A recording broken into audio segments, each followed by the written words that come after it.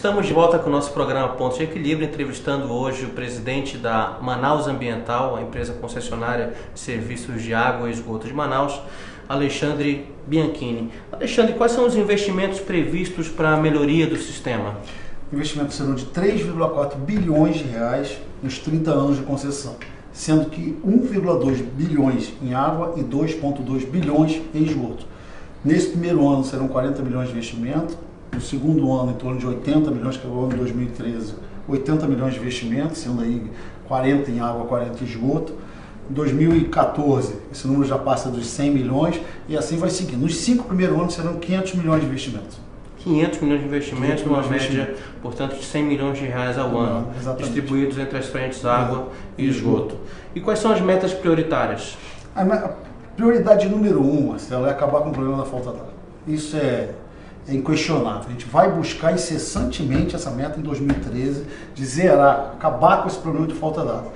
Em 2013 começam também os investimentos em esgoto. Até porque, me perdoe te interromper, é recorrente as críticas que nós ouvimos, não só aqui, mas fora daqui principalmente, pelo fato de termos as maiores reservas de água doce do mundo e a capital desse imenso estado ter esse problema. Então, é compreensível que as suas metas sejam realmente, a sua meta prioritária seja mitigar esse problema. Marcelo, Manaus tem uma vantagem enorme em relação ao país inteiro. Em todas as concessões que nós operamos, mesmo que seja por um período curto, nós temos problemas de quantidade de água para ser tratada, para ser fornecida à população.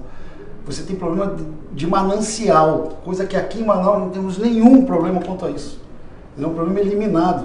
Então, se Manaus tem essa bênção de Deus, que é ter essa quantidade toda de água, chega a ser um absurdo o fato de ter falta d'água na cidade. E nós vamos acabar com a falta d'água na cidade.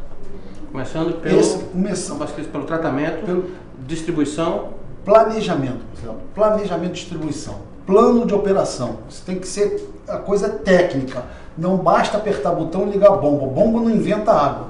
A água vai para o lugar que você mandar ela ir. Agora tem que ir com engenharia. Não adianta achar que um aventureiro vai vir aqui e vai resolver o problema de falta d'água, que não vai. São 700 anos de experiência dos profissionais do Grupo Águas do Brasil que vão resolver esse problema. Quais são as regiões hoje em Manaus que mais carecem desse serviço? Basicamente a Zona Leste. A Zona Norte é um pequeno pedaço da Zona Norte hoje que está mal abastecida, mas o problema mesmo está concentrado na Zona Leste. Também muito por fruto do crescimento desordenado da cidade. Os serviços públicos não atendem um crescimento desordenado. E aí nós estamos falando de tudo. Asfalto, a gente pode falar de águas pluviais, esgoto, água potável, telefonia, energia. Todo mundo sofre, todos os serviços públicos sofrem quando você tem um crescimento desordenado na cidade. E você só combate isso com planejamento. E envolvimento de todo mundo.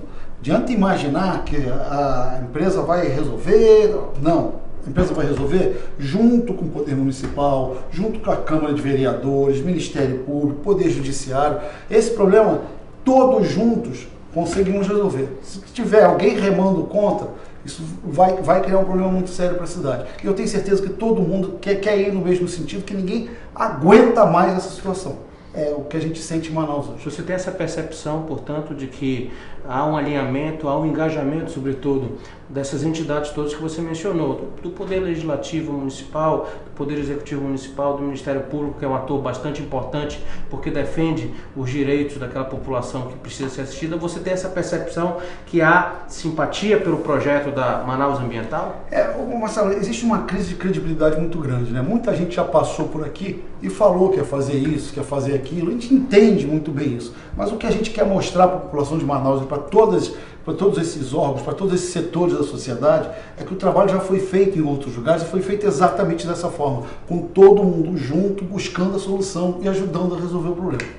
Alexandre, também fazendo referência ao que já foi dito em relação a Manaus pela grande imprensa, eu me refiro a veículos como a revista Exame ou a Folha de São Paulo, em relação à priorização. Manaus tem hoje 15%, os indicadores, de acordo com o IBGE, nós temos 15% de saneamento.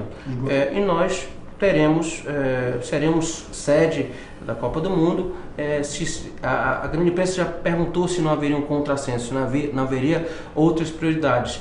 Na sua opinião, essas críticas elas são válidas ou não há uma relação direta entre o benefício que um evento como a Copa do Mundo em Manaus e a assistência à população deve ser feita? Não tem a menor dúvida que qualquer evento que traga turista para a cidade é importante para a economia da cidade.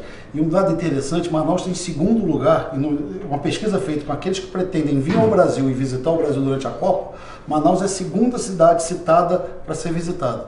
Primeiro é o Rio de Janeiro, em segundo lugar está Manaus. Você vê a importância de Manaus em todo esse contexto. E uma cidade plantada no meio da floresta amazônica que deveria ser símbolo de meio ambiente, na verdade tem esses números que são absurdos, para mim, sou da área de saneamento, de falar assim que a média nacional, que é horrorosa para cidades acima de 200 mil habitantes, é de 20% de esgoto coletado e tratado. Manaus consegue estar abaixo disso. Então, realmente, o índice é muito ruim. Nós temos um planejamento que começa agora em 2013. Em 2026, a gente vai chegar a 70% do esgoto coletado e tratado, que já passa a ser já transforma Manaus em referência nacional de saneamento básico. A partir do momento que você tem 100% de água, 70% de esgoto coletado e tratado, você já fica num patamar muito bom em relação ao país. Mas a gente vai buscar os 90%, que é um patamar internacional.